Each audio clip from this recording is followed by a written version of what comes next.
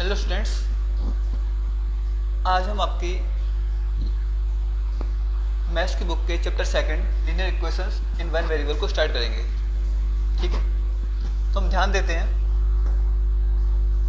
कि आप algebraic expression पहले पढ़कर आ चुके हो। एक बार रिकॉल करा देता हूँ मैं आपको।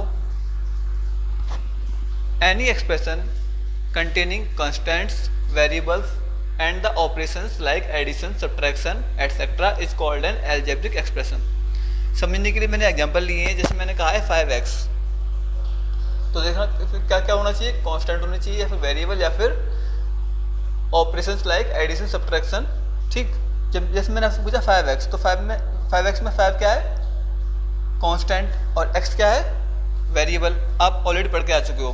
इसी प्रकार से 2x - 3 में 2 क्या है, कांस्टेंट, x क्या है, वेरिएबल, 3 क्या है, कांस्टेंट। ये आप ऑलरेडी पढ़कर आ चुके हो। एक बार बस रिकॉल करा दिया, आपको दिखा दिया है।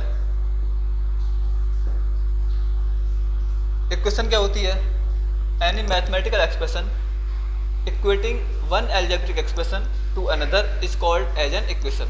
आप अलजेब्रिक एक्सप्रेशन पढ़ के आ चुके हो, और जब हम अलजेब्रिक एक्सप्रेशन को किसी दूसरे अलजेब्रिक एक्सप्रेशन से इक्वेट करते हैं तो इसी को हम क्या बोल देते हैं, इक्वेशन। उसके कुछ एग्जांपल्स हैं। 5x = 25, मतलब इक्वेट कर दिया है, यहाँ इक्वल टू का साइन आ गया है, तो वही अलजेब्रिक एक्सप्रेशन क्या बन गया है, इक्वेशन में कन्वर्ट हो गया है। अब हम पढ़ने वाले हैं linear equation in one variable. तो पहले समझ लेते हैं लीनियर इक्वेशन क्या है, इन वन वेरिएबल क्या है। Linear equation in one variable, आपको यहाँ 3 इक्वेशन दिखाई दे रही होंगी, 1, 2 और 3। वेरिएबल्स क्या है, x स्क्वायर। पहले मैं इसी की बात करता हूँ।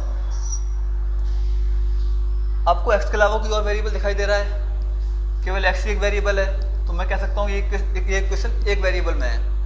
और x के ऊपर मैं कहूँ पावर कितनी है, अगर आपको कुछ नहीं दिखाई दे रहा है तो मतलब यहाँ पर क्या होगी, 1। कितनी पावर होगी, 1। तो मैं कह सकता हूँ ये क्या है, linear equation in one variable. One variable कहाँ से आया, क्योंकि मुझे x के अलावा कुछ और नहीं दिखा।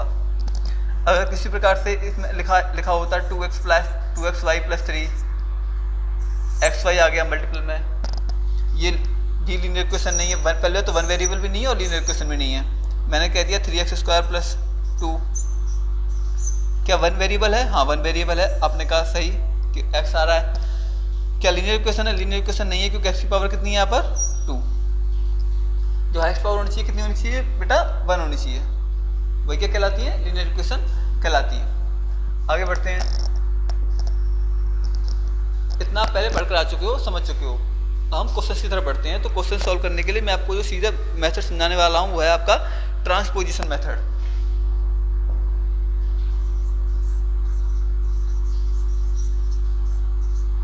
ट्रांसपोजिशन मेथड,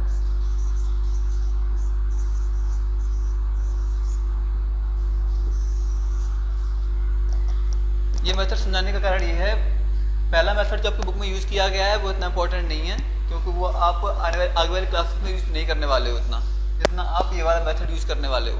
और मैं आपकी बुक का ये एग्जांपल ले रहा हूँ। आपकी बुक में एग्जांपल दे रखा है 3x + 6/5 = 6x + 3/25। 6x + 3/25 ट्रांसफर करना शुरू करते हैं। ठीक है, ध्यान देना। 6x किसका है, प्लस का। यहाँ पर कोई साइन आपको नहीं दिखाई दे रहा है, माइनस, मल्टीप्लाई, कुछ और दिखाई दे रहा है, नहीं। तो यहाँ पर क्या होगा, एक तरीके से हम कहेंगे किसका है, प्लस का है। तो जब प्लस का ट्रांसफर करते हैं तो किसका हो जाता है बेटा, माइनस का। ये भी आप जानते हो। प्लस का ट्रांसफर करते हैं साइन चेंज हो जाता है, किसका हो जाता है, माइनस का। यहाँ पर क्या बचेगा 3/25। और जब मैं इसे यहाँ से ट्रांसफ़र करूँगा तो ये भी प्लस का है, ये भी ट्रांसफर किसका हो जाएगा, माइनस का। 6/5, 3x - 6x - 3x। x की तरफ ध्यान में दीजिए। अब 3 - 6 की बात करिए। जब 3 - 6 करते हो तो टेंशन लेने की जरूरत नहीं है। आप बड़े में छोटा घटाइए, सिंपल। आपने 6 में से 3 घटाया और 3 लिख दिया, फिर आपने देखा 3 और 6 में से बड़ा कौन सा है, आपने कहा 6 बड़ा है, जो बड़ा है उसके साथ साइन कौन सा लगा हुआ, माइनस का, तो आपने क्या लगा दिया, माइनस का। एलसीएम लेना आप जानते हो,